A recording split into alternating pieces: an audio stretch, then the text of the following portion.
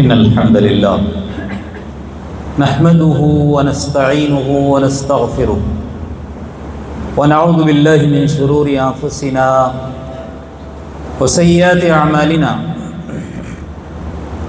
من يهده الله فلا مضل له ومن يضلل فلا هادي له وأشهد أن لا إله إلا الله وحده لا شريك له وأشهد أن محمدًا عبده ورسوله أما بعد فإن خير الحديث كتاب الله وخير الهدي هدي محمد صلى الله عليه وسلم وشر الأمور محدثاتها وكل محدثة بدعة وكل بدعة ضلالة وكل ضلالة في النار وكما قال عليه الصلاة والتسليم أعوذ بالله من الشيطان الرجيم بسم الله الرحمن الرحيم يا أيها الذين آمنوا اتقوا الله حق تقاته ولا تموتن إلا وأنتم مسلمون يا أيها الناس اتقوا ربكم الذي خلقكم من نفس واحدة وخلق منها زوجها وبث منهما رجالا كثيرا ونساء واتقوا الله الذي تساءلون به والأرحام إن الله كان عليكم رقيبا يا أيها الذين آمنوا اتقوا الله وقولوا قولا سديدا يصلح لكم أعمالكم ويغفر لكم ذنوبكم ومن يطع الله ورسوله فقد فاز فوزا عظيما وقال الله عز وجل في موضع آخر قل إن كنتم تحبون الله فاتبعوني يحببكم الله ويغفر لكم ذنوبكم والله غفور رحيم وقال الله تعالى في موضع آخر وما آتاكم الرسول فخذوه وما نهاكم عنه فانتهوا رب اشرح لي صدري ويسر لي أمري واحلل عقدة من لساني يفقه قولي ربي زدني علما ربي زدني علما ربي زدني علما سبحانك لا علم لنا إلا ما علمتنا إنك أنت العليم الحكيم ربي يسر ولا تعسر وتمم بالخير حاضرین جمعہ، اسلامی ماؤں بہنوں اور پیارے بچوں، تمام قسم کی بڑائی، بزرگی، حمد و ثناء، شان و شوکت، عظمت و جلالت ایک اللہ وحدہ لا شریک کے لیے ہی سزاوار ہے۔ بعدہ درود ہو، سلام ہو عموماً تمام انبیاء علیہم السلام پر، خصوصاً سارے نبیوں کے سردار حضرت محمد صلی اللہ علیہ وسلم پر، آپ کے اصحاب، تابعین اور تبع تابعین پر۔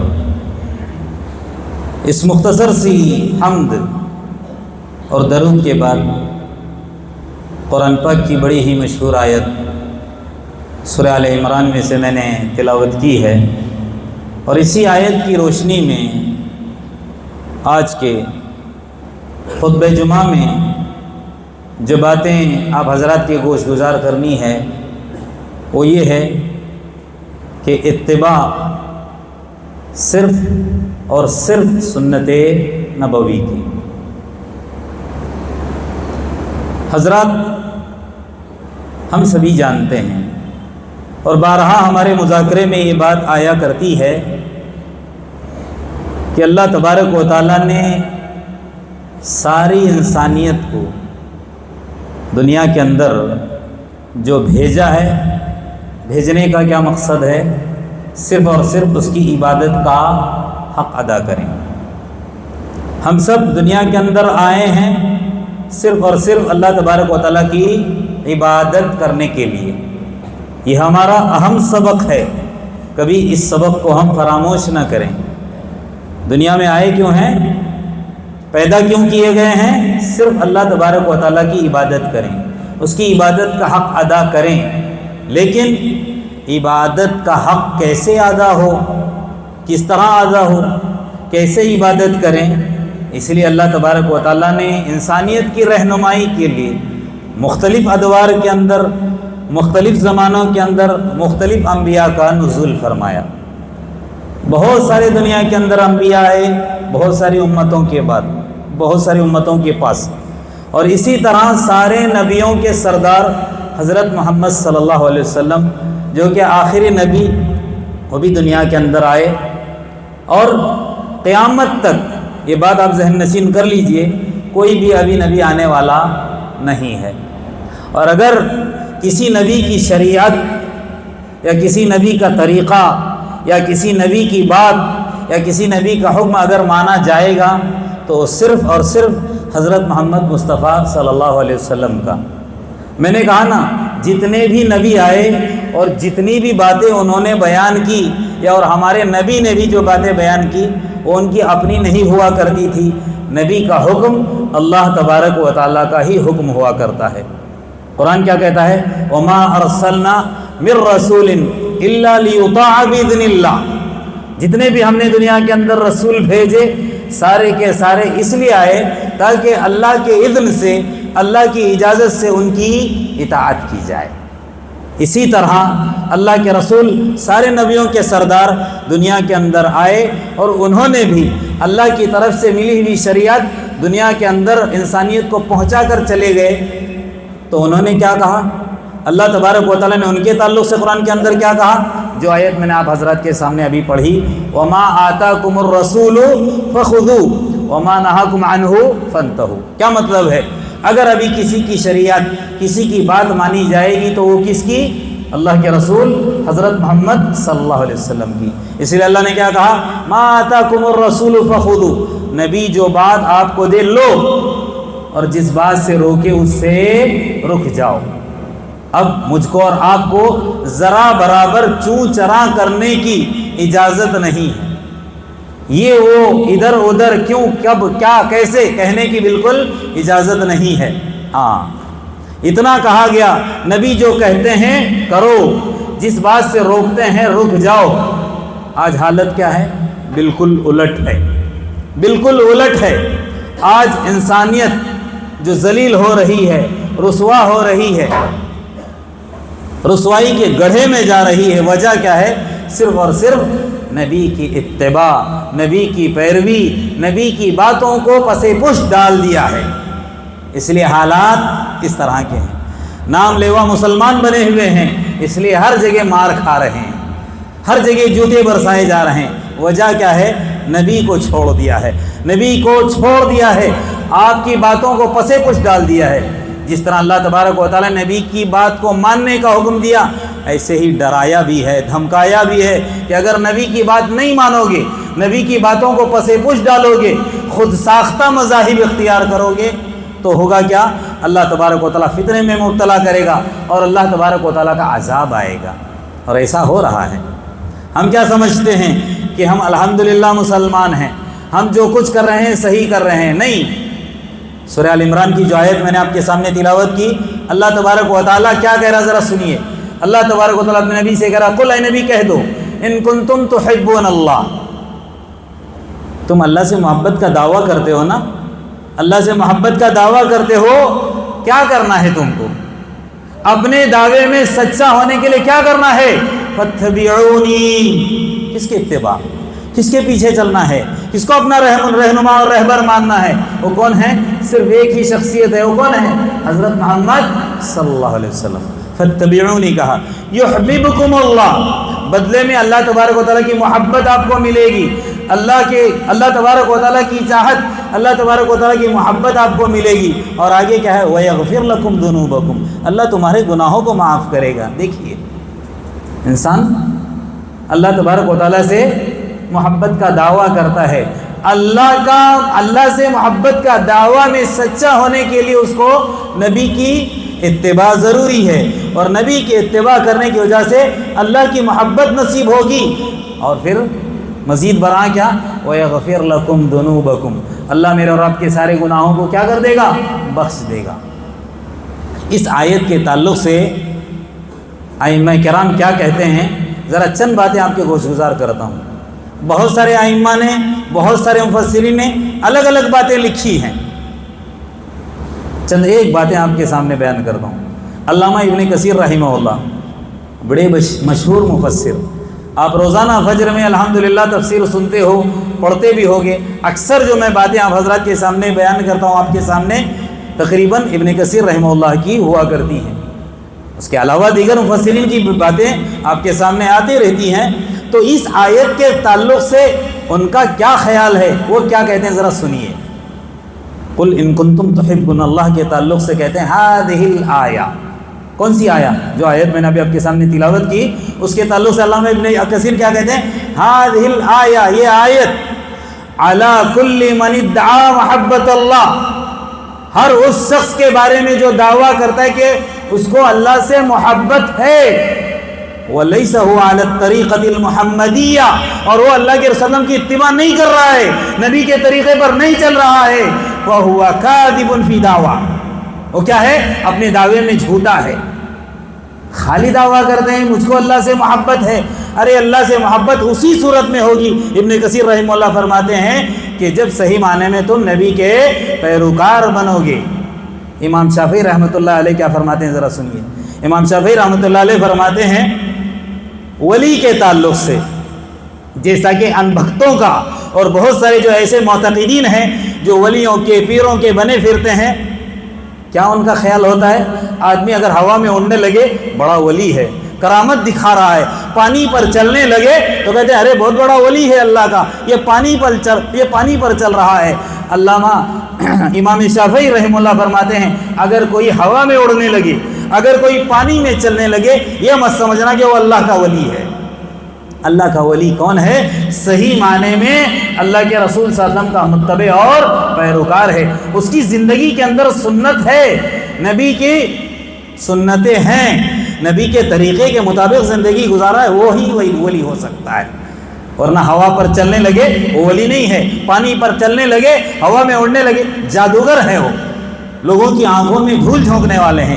یہ آج کی بات نہیں ہے، کب کہہ رہے ہیں امام شافعی اس زمانے کے اندر ہو سکتا ہے اس طرح کے لوگ کرتب دکھا کر اپنے آپ کو اللہ کا ولی ثابت کرتے ہوں، اس لیے کہہ دیا کہ ہوا میں اڑنے والا اور پھر پانی میں چلنے والا اور کچھ کرتب دکھانے والا وہ اللہ کا ولی نہیں ہو سکتا۔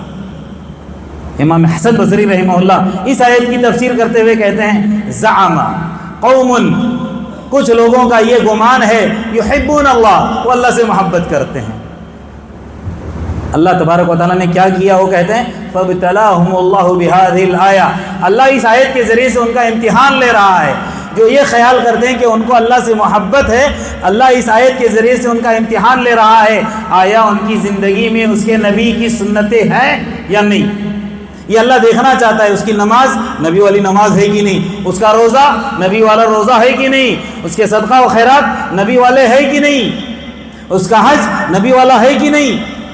سارے اعمال نبی کے مطابق ہیں، تبھی حقیقت میں وہ اللہ سے محبت کرنے والا اور اللہ کا محبوب ہے، ورنہ وہ اپنے گمان میں جھوٹا ہے۔ ہاں یاد رکھ لیجیے، اور ایک بات ہمیشہ ذہن میں رکھیے، شریعت نے دو ہی راستوں کی طرف میرے رب کی رہنمائی کی ہے۔ کتنے راستوں کی طرف؟ دو ہی، ہمیشہ یاد رکھ لیجیے، یا تو بھلائی ہے یا تو برائی ہے، دو ہی باتیں ہوتی ہیں نا، ایک تو نیکی ہوتی ہے، دوسرے بدی ہوتی ہے۔ تو شریعت نے بھی دو باتیں بتائی ہیں، ایک اتباع کا راستہ ہے، دوسرا اتباع ہوا ہے، خواہشات کا راستہ ہے۔ شریعت نے دو راستے بتائے ہیں، اور وہ آیت سورۃ القصص کی آیت نمبر 50 اٹھا کر دیکھ لیجئے، ابھی اسی کی تفسیر چل رہی ہے۔ اللہ تبارک و تعالیٰ کیا کہہ رہا ہے اپنے نبی سے خطاب کرتے ہوئے؟ اے نبی، یہ جتنے بھی ہیں جو دعویٰ کرتے ہیں کہ یہ آپ کے ماننے والے ہیں، ان کو بتا دو فَإِن لَّمْ يَسْتَجِيبُوا لَكَ، اگر یہ آپ کی باتیں نہیں مانتے، ان کی زندگیوں کے اندر آپ کی سنتیں نہیں ہیں، فَعَلَمْ، جان لیجئے آپ، أَنَّمَا يَتَّبِعُونَ أَهْوَاءَهُمْ، وہ کیا کرتے ہیں؟ اپنی خواہشات کی پیروی کرتے ہیں۔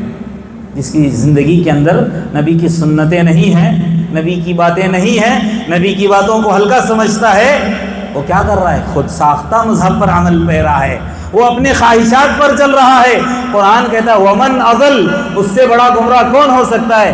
ممن اتبع هواه بغیر ہدی من اللہ، اللہ کی باتوں کو چھوڑ کر، اللہ کی طرف سے ملی ہوئی رہنمائی کو چھوڑ کر اپنی خواہشات پر چلتا ہے۔ ان اللہ لا یہدی القوم الظالمین، اللہ ظالمین قوم کو کیا نہیں کرتا؟ ہدایت نہیں کرتا۔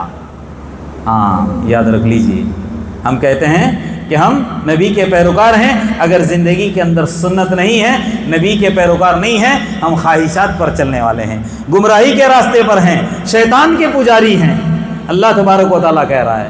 اور ہم نبی کی اتباع کیوں نہ کریں دوستو؟ نبی کی اتباع کیوں نہ کریں؟ نبی کی اتباع کرنی ہی چاہیے، لازم کرنی چاہیے۔ آپ پوچھو گے کیوں؟ نبی کی بعثت ہی اس لیے ہوئی تاکہ مجھ کو اور آپ کو جہنم سے نکال کر کہاں لے جائیں؟ کہاں لے جائیں؟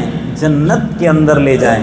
اللہ تبارک و تعالیٰ قرآن کے اندر کیا فرماتا ہے اپنے نبی کے تعلق سے؟ ذرا سنیے، اذکروا نعمت اللہ علیکم اذ کنتم اعداء فألف بین قلوبکم فاصبحتم بنعمتہ اخوانا وکنتم علی شفا حفرۃ من النار فانقذکم منہا۔ کیا مطلب ہے اس کا؟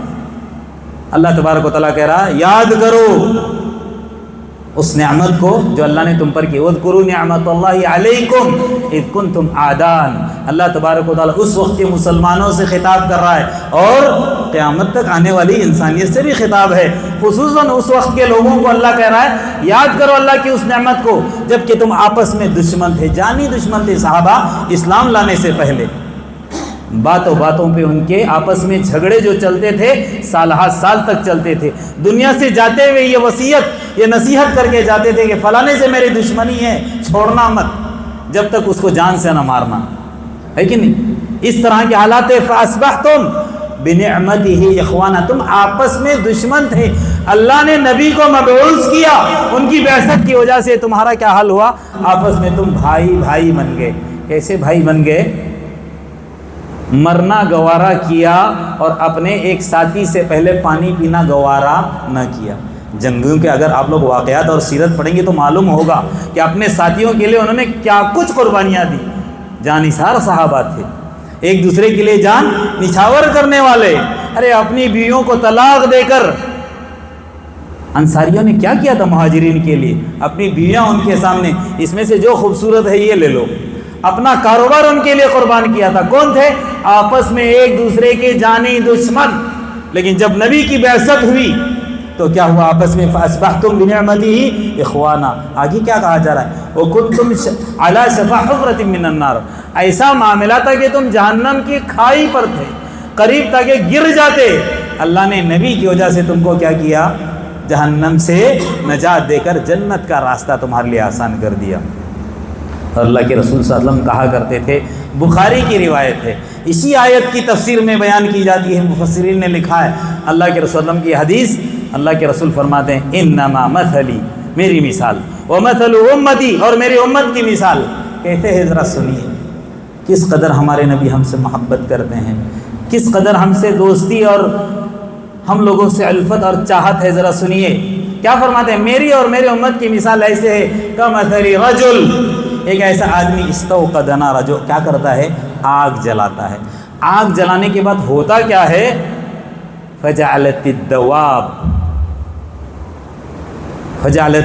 الدواب والفراش یقعن فی، اس میں پروانے، اس میں کیڑے، اس میں پتنگے آ کر کیا کرتے ہیں؟ گرتے ہیں۔ ابھی آج کل تو الحمدللہ ایڈوانس ٹیکنالوجی کا زمانہ ہے، کرنٹ چلا جاتا ہے، سب کے گھروں کے اندر انورٹر ہے اور پھر چراغ وغیرہ یا موم بتی جلانے کی ضرورت پیش نہیں آتی ہے۔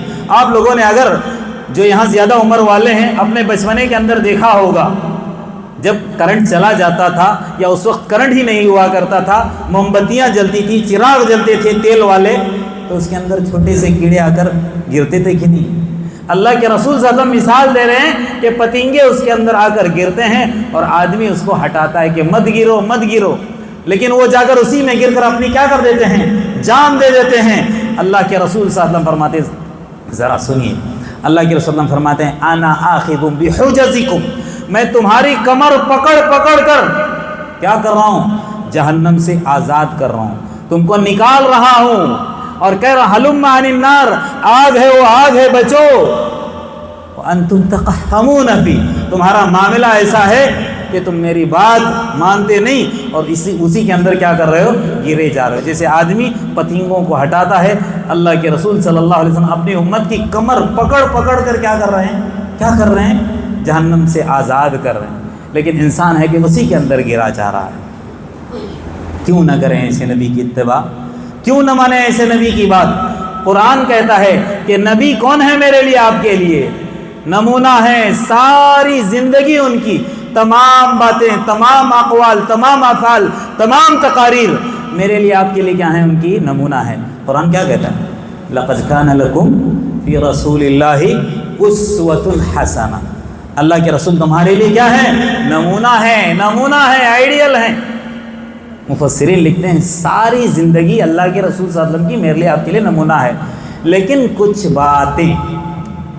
باتیں جو نبی کے لیے خاص ہیں وہ میرے لیے، آپ کے لیے نہیں ہیں۔ مثال کے طور پر ایک ہی مثال بیان کروں گا آپ کو، ویسے بہت ساری باتیں ہیں۔ صوم وصال ہی کو لے لو۔ صوم وصال کا مطلب کیا ہے؟ مستقل روزہ رکھنا ہے، بغیر افطار کیے کیا کرنا ہے، روزے پر روزے بھوک ہی برداشت کرتے جانا ہے، مستقل روزہ رکھنا ہے۔ جیسا کہ آج کل کے صوفی اس طرح کے کیا کر رہے ہیں، روزہ رکھ رہے ہیں، جبکہ اللہ کے رسول کے ارشاد کے وہ خلاف ہے۔ صوم وصال کی اللہ کے رسول کو اجازت تھی، پھر کسی بھی امت کو اس کی اجازت نہیں ہے۔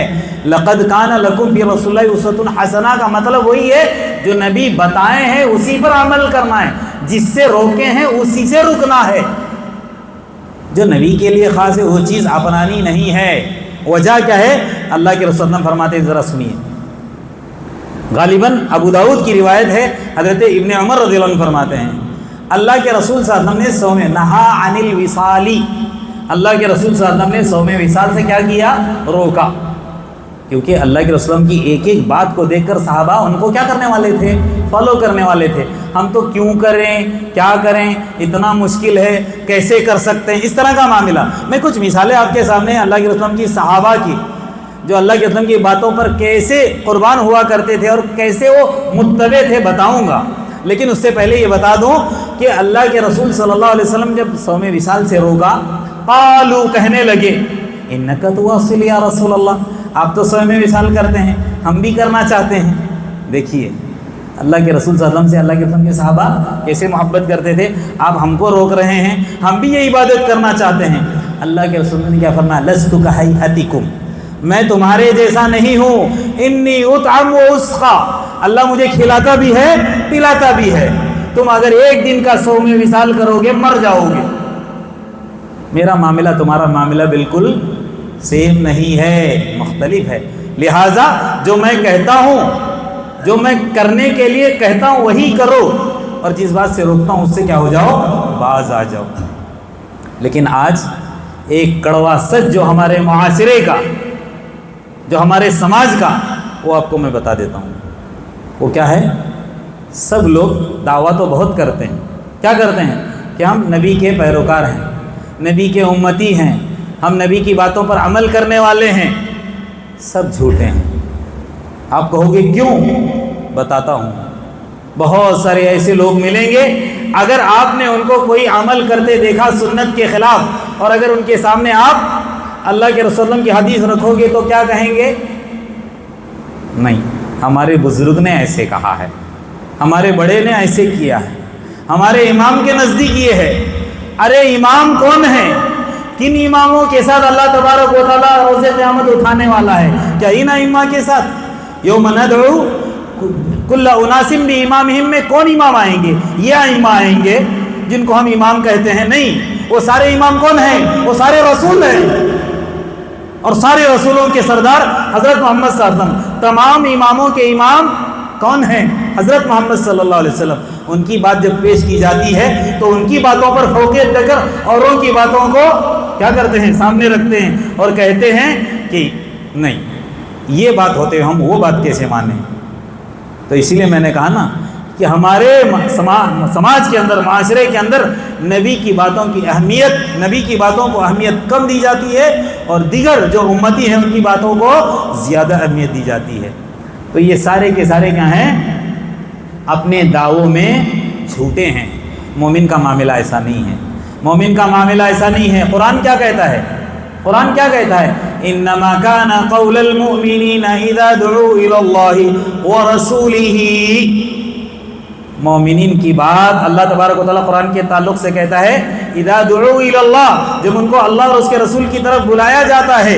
اچھا یہاں رکتا ہوں اور ایک نقطہ بتا کر آگے چلوں گا۔ آپ کہو گے یہ پھر کون سا نقطہ ہے؟ دیکھیے اس کے اندر کیا کہا جا رہا ہے، انما کان قول المؤمنین اذا دعوا الی اللہ ورسولہ۔ اگر کسی کی طرف دعوت دینے کا حکم ہے، اگر کسی کی طرف کسی کو بلایا جا سکتا ہے تو کون ہے وہ؟ اللہ اور اس کے رسول ہیں۔ کسی بزرگ، کسی ولی، کسی پیر، کسی مرشد کی طرف بلانے کی اجازت نہیں ہے۔ قرآن کیا کہہ رہا ہے؟ اذا دعوا الی اللہ ورسولہ ان یقولوا۔ مومنین کا معاملہ کیا ہے؟ جب ان کو اللہ اور اس کے رسول کی طرف بلایا جاتا ہے لیحکم بینہم، تاکہ ان کے بیچ میں فیصلہ ہو، ان یقولوا، کیا کہتے ہیں؟ وہ کیا کہتے ہیں؟ سمعنا واطعنا۔ یہ ہے صحابہ، یہ ہے مومنین، ان کے سامنے اللہ اور اس کے رسول کی باتیں آنے کے بعد سمعنا واطعنا۔ اور اس کے اپوز کرنے والے کون ہیں؟ یہودی ہیں۔ وہ کیا کہتے تھے؟ سمعنا وعصینا، سنتے تو ہیں، کان ہے، لیکن مانیں گے نہیں، اس کے اپوز کریں گے۔ اور آج دنیا کے اندر یہی ہو رہا ہے۔ اگر واقعی میں نبی کا پیروکار ہے تو مانو، وہ بات چھوڑ دو جو بیکار ہے اور جو صحیح آپ کے سامنے آئی ہے۔ آپ اپنے عالم سے پوچھو، اپنے بڑے سے پوچھو کہ نبی کی سنت ہمارے سامنے پیش کی جا رہی ہے، نبی کی حدیث یہ صحیح ہے کہ نہیں؟ اگر وہ کہتے صحیح ہے مانو، صحیح ہونے کے باوجود، اقرار کرنے کے باوجود بھی چھوڑ رہے ہو، تب تو سمعنا واطعنا نہیں ہوا، بلکہ سمعنا وعصینا ہو گیا۔ یعنی کہ ہم کس کی روش پر چل رہے ہیں؟ یہودیوں کی روش پر۔ اللہ میرے اور آپ کی حفاظت فرمائے۔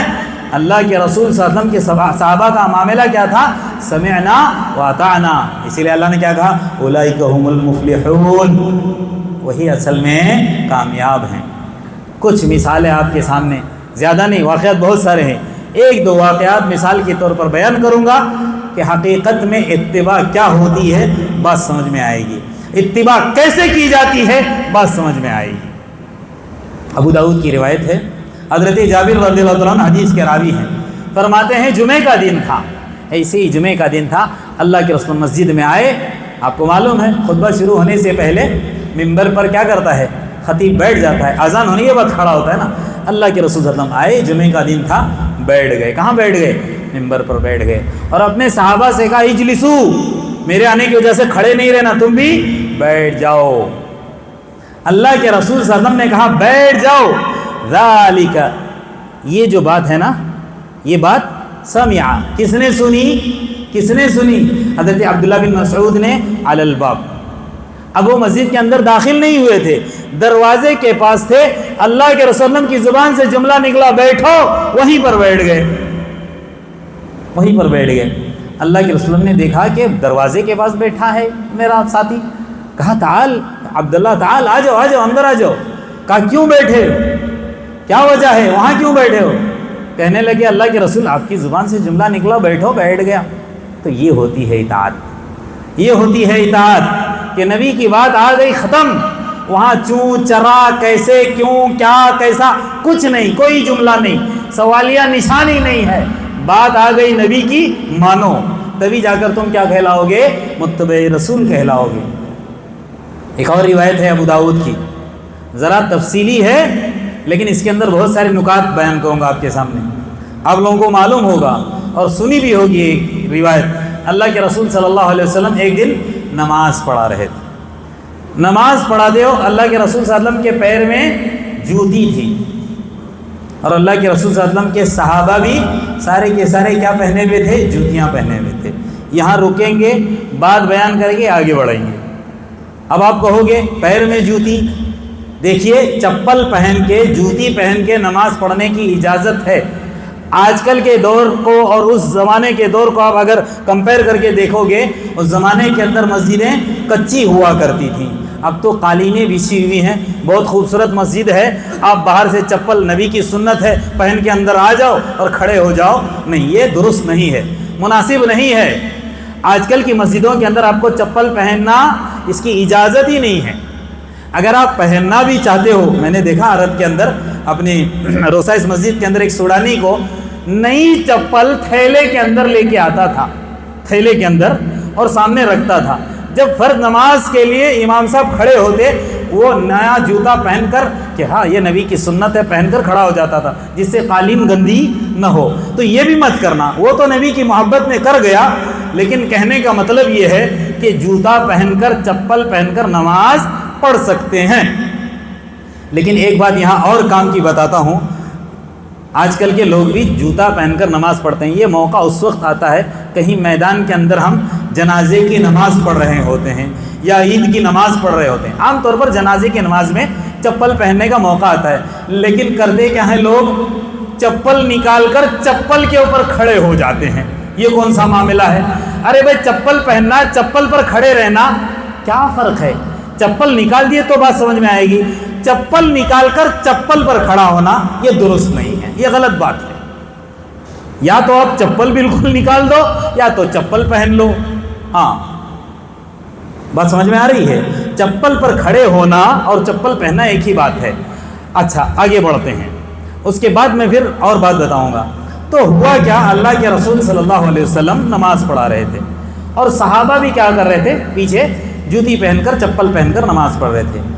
اب کیا ہوا، اللہ کے رسول صلی اللہ علیہ وسلم نے خلعن علیہ، اللہ کے وسلم نے دوران نماز اپنی کیا ہے، جوتوں کو نکالا، ووضعہما علی یسارہ، اور نکال کر اپنی بائیں جانب رکھ دیا۔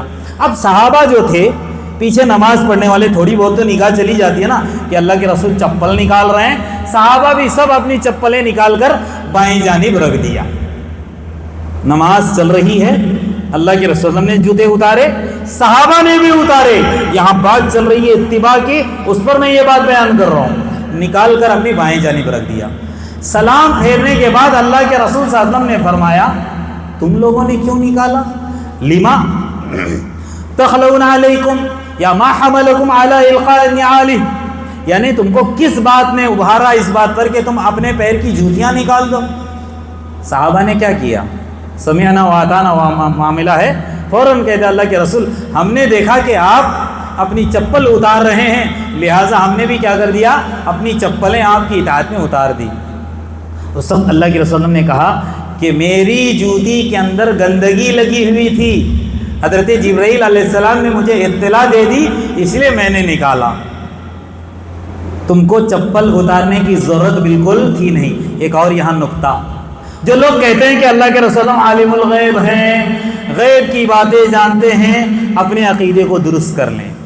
یہاں پر اللہ کے رسول کو پتہ نہیں اپنی جوتی میں گندگی لگی ہوئی ہے، اطلاع کون کر رہے ہیں؟ حضرت جبرائیل علیہ السلام۔ اللہ تبارک و تعالیٰ نے ان کے ذریعے سے اطلاع دے دی۔ مطلب کیا ہوا، اللہ کے رسول عالم الغیب نہیں ہے، ارے اپنی چپل کے اندر جو گندگی لگی اس کا علم نہیں ہے تو اور چیزوں کا علم کیسے ہو سکتا ہے؟ اللہ کے رسول کو اسی بات کا علم اتنا ہی جتنا اللہ تبارک و تعالیٰ نے حضرت جبرائیل علیہ السلام کے ذریعے سے دیا۔ اس لیے اللہ کے رسول کے تعلق سے اللہ نے کیا کہا، وَمَا يَنطِقُ عَنِ الْهَوَىٰ إِنْ هُوَ إِلَّا وَحْيٌ يُوحَىٰ، وہی ہوتی تھی اور وہی کے ذریعے سے جو بات اللہ کے رسول کو معلوم ہوتی وہی ہم تک اللہ کے رسول پہنچایا کرتے تھے۔ تو ایک بات آپ کو بتا دوں، اللہ کے رسول صلی اللہ علیہ وسلم نے بذریعے وہی ان کو معلوم ہونے کی وجہ سے جوتے نکال دیے، تو اپنے صحابہ کو کہا میرے ساتھ ایسا معاملہ ہوا اسی لیے میں نے کیا، آئندہ اس بات کا خیال رکھنا۔ اچھا ایک اور بات بتا دوں، اب جو چپل کی بات میں کہہ رہا تھا نا، جو چپل نکال کر چپل پر کھڑے ہوتے ہیں، ان کے تعلق سے یہاں سمجھنے والی بات یہ ہے کہ یاد رکھ لیجیے، اگر کبھی ایسا موقع ہو، اللہ کے رسول نے ہم کو کیا تعلیم دی ہے کہ جب بھی آپ آؤ اور آپ کو چپل پر نماز پڑھنے کا موقع ملے تو اپنی چپل کو دیکھ لو، آیا اس کے اندر گندگی لگی ہے کہ نہیں۔ چپل نکالنا بھی درست نہیں ہے اور چپل کے اندر گندگی لگ کر اس کے ساتھ بھی نماز پڑھنا درست نہیں ہے، تو لہٰذا اپنی چپل کو دیکھو، اور اگر گندگی لگی ہے تو نل کے پاس جا کر دھونے کی ضرورت نہیں ہے، مسح علی الارض، اس کو کیا کرنا ہے، زمین کے اوپر اچھی طرح سے رگڑ دو، وہ گندگی نکل جائے گی۔ اسلام نے اس قدر میرے اور آپ کی رہنمائی کی ہے، وہ گندگی نکلنے کے بعد اسی کے اوپر ہم کھڑے ہو کر کیا کر سکتے ہیں، نماز پڑھ سکتے۔ تو اس حدیث سے کیا معلوم ہوا، اللہ کے رسول صلی اللہ علیہ وسلم کے صحابہ کس قدر آپ کی اتباع اور پیروی کرنے والے تھے۔ ایک ایک بات، ایک ایک پوائنٹ اللہ کے رسول صلی اللہ علیہ وسلم کا دیکھ کر اس پر کیا کرنے والے تھے؟ وہ عمل کرنے والے تھے۔ ایک حدیث بیان کروں گا تاکہ حج کا مہینہ ہے، اسی لیے وہ حدیث آپ کے سامنے بیان کرنا چاہتا ہوں۔ اور بعض لوگ یہ کہتے ہیں نا، کسی چیز پر عمل کرتے ہیں جو کہ ان کی خود ساختہ ہوتی ہے، اور ہمارے بتانے پر کیا کہتے ہیں؟ منع کہاں ہے؟ یہ جملہ یاد رکھ لیجیے، بات سمجھیے، سمجھنا ضروری۔ منع کہاں ہے؟ بھائی یہ جملہ غلط ہے۔ منع کہاں ہے مت دیکھو، بلکہ یہ دیکھو، یہ کہو ثابت کہاں ہے، لکھا ہوا ہے اسی پر عمل کرنا ہے۔ منع کہاں ہے کا مطلب کیا ہے؟ آپ اپنی طرف سے کرو گے اور کہو گے کہ منع کہاں ہے؟ شب برات منع کہاں ہے؟ ارے نبی نے منایا ہی نہیں ہے تو پھر منع کیسے کریں گے؟ ارے اس دور کے اندر جو چیز منع کے لائق تھی اللہ کے رسول نے اس کو منع کر دیا۔ شروع میں نے کیا کہا؟ ما آتاکم الرسول فخذوہ وما نہاکم عنہ فانتہوا، جو بات کہیں اس پر عمل کرنا ہے، جس سے روکیں اس سے رکنا ہے، اپنی طرف سے کر کے۔ منع کہاں ہے؟ ارے تمہاری چیز آگے جا کر کیا ہونے والی ہے نبی کو کیا معلوم تھا؟ اگر اس وقت معلوم تھا کہ ہم لوگ یہ چیزیں یہ تہوار کرنے والے تھے، منع کر کے چلے جاتے، کرتے کہ نہیں؟ تو یہ مت کہو کہ منع کہاں ہے۔ تو یہ منع والا سینٹنس کے ساتھ بات سمجھانا چاہتا ہوں۔ اللہ کے رسول صلی اللہ علیہ وسلم کے پیارے صحابہ حضرت امیر معاویہ رضی اللہ عنہ، حج کا موقع تھا، خانہ کعبہ کا طواف کر رہے ہیں۔ آپ کو معلوم ہونا چاہیے طواف کرتے وقت 4 کونے ہیں خانہ کعبہ کے۔ کتنے کونے ہیں؟ کتنے کونے ہیں؟ 4، جس میں سے ایک کونا حجر اسود، دوسرا والا رکن یمانی۔ یہ 2 اللہ کے رسول صلی اللہ علیہ وسلم نے اس کو استلام کرنے کی، چھونے کی دوران طواف اجازت دی ہے۔ اور آج کل کی بھیڑ کو دیکھتے ہوئے علماء نے کہا ہے حجر اسود کو بھی چھونے کا موقع نہیں ملتا، تو لہٰذا وہاں پر اشارہ، ہاتھ سے اشارہ کہاں کرنا ہے؟ حجر اسود کے پاس۔ رکن یمانی کے پاس اشارہ بھی نہیں ہے، منع ہے۔ اگر آپ کو طاقت ہے استلام کر سکتے ہو، وہاں پر اشارہ بھی نہیں ہے۔ تو 2 ہی رکن ایسے ہیں جہاں پر چھونے کی، استلام کرنے کی اجازت ہے۔ حضرت امیر معاویہ بڑے صحابی ہیں، طواف کرتے ہوئے چاروں جو رکن ہیں اس کو چھو رہے تھے، کبھی حجر اسود کو، تو کبھی رکن یمانی کو، تو کبھی اس کونے کو، کبھی اس کونے کو، طواف کر رہے ہیں، چھوتے جا رہے ہیں، چھوتے جا رہے ہیں۔ اس چیز کو دیکھا کس نے؟ حضرت عبداللہ بن عباس رضی اللہ عنہما، بہت بڑے صحابی ہیں، مفسر قرآن ہیں۔ ہاں، انہوں نے دیکھا اور فوراً ٹوک دیا اپنے ساتھی کو، اے امیر معاویہ یہ کیا کر رہے ہیں آپ؟ چاروں کونوں کو آپ ہاتھ لگاتے ہوئے طواف کر رہے ہیں۔ اب امیر معاویہ زبان سے نہیں کہا کہ منع کہاں ہے، لیکن ان کی باتوں سے یہ ظاہر ہو گیا کہ منع کہاں ہے۔ کہنے لگے اچھا تم کہہ رہے ہو کہ چاروں کونا میں چھو رہا ہوں، ارے یہ تو محترم ہے، اس کا تو احترام ضروری ہے۔ خانہ کعبہ کی دیوار کا کوئی بھی حصہ ایسا نہیں ہے کہ جس کو چھوڑا جائے، یعنی ساری دیواریں اتنی محترم ہیں کہ اس کو چمٹا جائے، اس کو چھوا جائے، اس کو لمس کیا جائے۔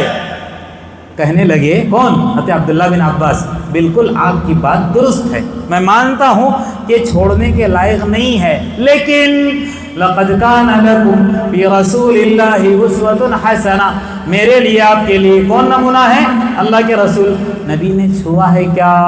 کہنے لگے نہیں، نبی نے چاروں کونوں کو چھوا نہیں ہے، تو پھر آپ کیسے چھو رہے؟ کہا میں رجوع کرتا ہوں، توبہ توبہ، آئندہ سے میں 4 کونوں کو نہیں صرف 2 کونوں کو لگاؤں۔ اللہ اکبر۔ بتائیے اللہ کے رسول صلی اللہ علیہ وسلم کیا ہیں؟ میرے لیے آپ کے لیے نمونہ ہے۔ حضرت امیر معاویہ رضی اللہ عنہ نے فوراً رجوع کر لیا کہ ہاں یہ مجھ سے کیا ہو گئی؟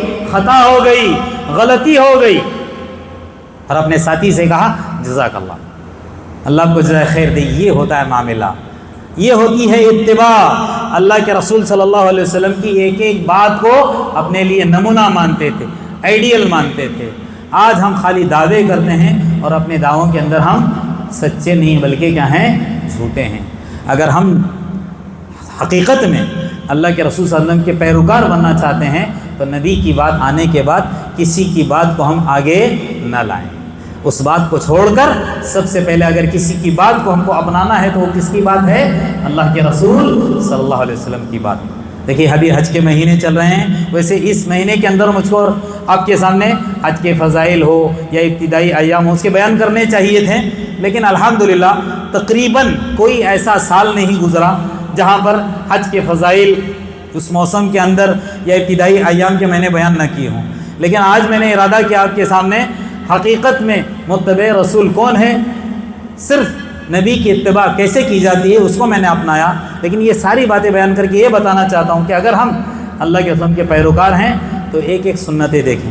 اللہ کے رسول صلی اللہ علیہ وسلم 1 تاریخ سے لے کر 9 تاریخ تک روزوں کا کیا کرتے تھے، ان ذی الحجہ کے ایام میں روزوں کا اہتمام کرتے ہیں۔ اگر ہم بھی اس کا اہتمام کریں گے ہم اللہ کے رسول کے صحیح معنی میں متبع اور کیا کہلائیں گے، پیروکار کہلائیں گے۔ ہاں طاقت نہیں، الگ بات ہے، لازم نہیں ہے، واجب نہیں ہے، ضروری نہیں ہے، اپنی طاقت کے مطابق ایک ایک نبی کی سنتوں کو اپنانے والے بنے۔ ہاں اپنی زندگیوں کے اندر کوئی بدعات نہ آنے دے، بدعات سے اپنے آپ کو دور رکھے۔ ہاں آپ میں سے اگر کسی کا قربانی کا ارادہ ہو رہا ہے تو اس انسان کو کیا چاہیے، 1 تاریخ سے لے کر قربانی کے دن تک، اگر وہ 10 تاریخ کو یا 11 تاریخ کو یا 12 جو بھی تاریخ کو قربانی کرے گا اپنے جانور کی، اس کو کیا کرنا ہے، اپنے بال نہیں نکالنے، مونچھیں نہیں نکالنی، زیر ناف ہو بغل کے بال نہیں نکالنا ہے، ناخن نہیں کاٹنا ہے، اس سے باز آنا ہے۔ لیکن ایک بات یہ بتا دوں، صرف گھر کا جو کفیل ہوگا اس کے لیے، قربانی کرنے والا جو ہوتا ہے نا کفیل، اس کے اوپر ہے، باقی جتنے بھی خاندان والے ہیں ان کے اوپر ضروری نہیں ہے۔ لیکن اگر سارے اس چیز کا اہتمام کرتے ہیں الحمدللہ اللہ تبارک و تعالیٰ ان کو کیا کرے گا، اجر دے گا۔ اسی طرح اگر کوئی قربانی کا ارادہ نہیں رکھتا ہے تب بھی اگر وہ 1 تاریخ سے لے کر 10 تاریخ تک اس نیت سے کہ اللہ اگر مجھے طاقت دے گا تو میں قربانی کروں گا، اپنے بال نہیں کٹائے گا، تو بھی اللہ تبارک و تعالیٰ اس کو اس کا اجر دے دے گا۔ آخر میں اللہ تبارک و تعالیٰ سے میں یہی دعا کرتا ہوں کہ اللہ تبارک و تعالیٰ مجھ کو اور آپ کو کہنے سے سننے سے زیادہ عمل کرنے کی توفیق عطا فرمائے۔ اللہ تبارک و تعالیٰ میرا اور آپ کے ایمان کے اندر تقویت عطا کرے، ایمان کی کمزوری کو دور کرے، صحیح معنی میں اپنے نبی حضرت محمد صلی اللہ علیہ وسلم کا پیروکار متبع بنا دے، ساری میرے اور آپ کی زندگی اللہ کے رسول صلی اللہ علیہ وسلم کی سنتوں کے مطابق گزارنے کی توفیق عطا فرمائے، جب تک زندہ رکھے حالت ایمان پر رکھے، جب میرے اور آپ کی موت آئے حالت ایمان پر ہو۔ ہمیں جو پریشان حال ہیں اللہ تبارک و تعالیٰ ان کی پریشانیوں کو دور کرے، ہمیں جو بے اولاد ہیں اللہ تبارک و تعالیٰ ان کو اولاد سے نوازے، جو بن بیاہی بچیاں اللہ تبارک و تعالیٰ ان کے بہترین جوڑ کا انتظام کرے۔ اے اللہ پانی کے لیے لوگ ترس رہے ہیں، اپنی رحمت والی بارش کا نزول کر دے، بہت زیادہ گرمی سے لوگ پریشان ہیں، اللہ ذرا اس گرمی کو ختم کر کے سکون آ رہا ہے، اطمینان والی اللہ ہم کو زندگی نصیب کر۔ سبحانك اللهم وبحمدك اشهد ان لا اله الا انت استغفرك واتوب اليك۔ بارك الله لي ولكم في القرآن العظيم ونفعني واياكم بما فيه من الايات والذكر الحكيم۔ اقول قولي هذا واستغفر الله لي ولكم ولسائر المسلمين من كل ذنب فاستغفروه انه هو الغفور الرحيم۔